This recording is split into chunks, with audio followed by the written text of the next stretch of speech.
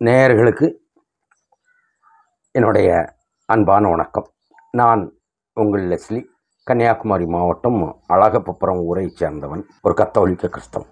திரு அண்ணாமலை அவர்களின் பாரதிய ஜனதா கட்சியின் மாநில தலைவரிலிருந்து அவர் விடுவிக்கப்பட்ட விதம் குறித்து ஒரு பதிவு போட்டிருந்தேன். இப்போது மீண்டும் அது குறித்தே நான் ஒரு சில என்னுடைய கருத்துக்களை தங்கள் தமிழ்நாட்டு இந்த பார்வையாளர்கள் முன் வைக்க விரும்புகிறேன். அன்பர்களே, பாரதிய ஜனதா கட்சியில்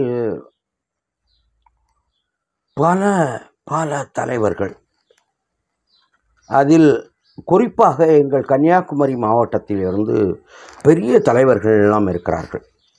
மற்ற இடங்களை விட அதிகமாக பாரதிய ஜனதா கட்சிக்காகவே தங்கள் வாழ்க்கையை முற்றிலுமாக அர்ப்பணித்த தலைவர்கள் பலர் இருக்கிறார்கள். இருந்தாலும் கூட அண்ணாமலை வருகைக்கு பின், அண்ணாமலை வருகைக்கு முன் என்று அதை இரண்டாக பிரித்து கொள்ளலாம். அண்ணாமலை வருகைக்கு பின் பாரதிய ஜனதா கட்சியில் மிகப்பெரிய ஒரு எழுச்சி ஏற்பட்டது என்பதை யாரும் மறுக்க முடியாது. இப்போது 2026 தமிழக சட்டசபை தேர்தலை நாம் எதிர்கொள்ள இருக்கும் நிலையில் திரு அண்ணாமலை ஐபிஎஸ் அவர்களை அந்த பதவியிலிருந்து விடுவித்து இன்னொருவரை நயினார் நாகேந்திரன் அவர்களை நியமித்திருக்கிறார்கள். இது சரியா தவறா என்பது பற்றி என்னுடைய கருத்துக்களை உங்கள் முன் வைக்கிறேன். நீங்கள் மத்திய உள்துறை அமைச்சர் அமித்ஷா அவர்கள் இங்கே வந்து குருமூர்த்தி அவர்களின் வீட்டில் சென்று சில மணி நேரங்கள் செலவு செய்துவிட்டு அதன் பிறகு போய் எடப்பாடி பழனிசாமி எல்லாத்தையும் வரவழைத்து அந்த ப்ரெஸ் மீட்டையும் கொடுத்து இந்த கூட்டணி உறுதியானது, இது இனி நிரந்தர கூட்டணி, 2026 தேர்தலை சந்திப்பதற்கான ஒரு கூட்டணி என்று நீங்கள் அறிவித்தீர்கள். நல்ல கூட்டணி தான், கண்டிப்பாக தேவைதான்.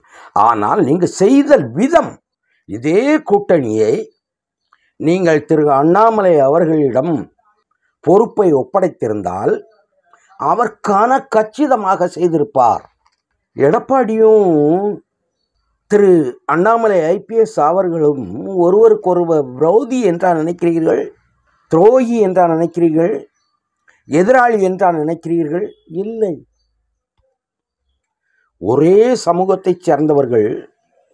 கொஞ்சம் முன்னோக்கி பார்த்தால், நீண்டு நெடிந்து பார்த்தால் ஒருவருக்கு ஒருவர் மாவன் மச்சான் உறவு முறையில் வருவார்கள். நீங்கள் அண்ணாமலையிடமும் எடப்பாடியிடமும் இதை ஒப்படைத்திருந்தீர்கள் என்றால், கடந்த காலங்களில் ஒருவரை ஒருவர் விமர்சித்திருக்கலாம், ஏதோ பேசியிருக்கலாம். ஒரு சந்திப்பில் அண்ணாமலை அவர்கள், மாமா, சித்தப்பா, நான் ஏதோ தவறாக பேசிட்டேன், அரசியலுக்காக பேசிட்டேன், மன்னிச்சிருங்க.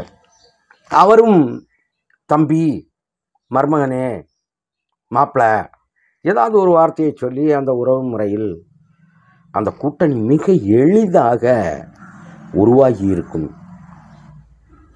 ஆனால் அதற்கு பதிலாக அண்ணாமலைக்கு எதிராக சதி செய்து தமிழக பாஜக முன்னாள் தலைவர்கள் அத்தனை பேரும் சதிவேலை செய்து அவருடைய கடந்த 4-5 ஆண்டுகள் உழைப்பையும் கொச்சைப்படுத்தி, நாங்கள் அவருக்கு ஆல் இண்டியா லெவலில் அப்படி கொடுக்க போகிறோம், இப்படி கொடுக்க போகிறோம். குருமூர்த்தி, உனக்காகத்தான் சொல்கிறேன், ஒரு பெரிய இதெல்லாம் போவார், அவர் இந்தியா முழுதுக்கும் தலைவர். சும்மா ஏமாத்தாதுங்கடா தமிழ் மக்களை. ஒரு மனிதர் இருந்தார், துக்ளக் ஆசிரியர் என்று, சோ ராமசாமி அவர்கள். அவருடைய பத்திரிகையை படித்து தேசியவாதியாக வந்தவன் நான். குருமூர்த்தி, நீ கடந்த காலங்களில் எவ்வளவு பெரிய சாதனைகள் செய்திருக்கலாம்.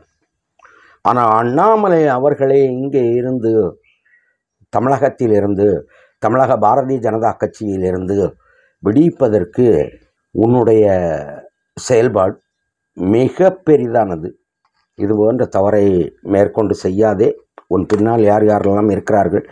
ஆம், மோடிஜி அவர்களை முன்னிலைப்படுத்துவதில் ஒரு காலத்தில் 1912-13களில் இவர் பிரதமர் ஆவார் இவரை முன்னிறுத்த வேண்டும் என்று அத்வானிஜி அவர்களை முன்வைத்து கொண்டே நீங்களெல்லாம் அவருக்கு ஆதரவு கொடுக்க வேண்டும் என்று சொன்னதில் ஒருவர் குருமூர்த்தி அவர்கள்.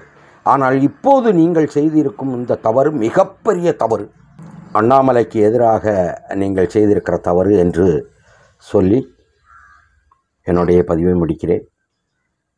நன்றி, வணக்கம், வாழ்க வளமுடன்.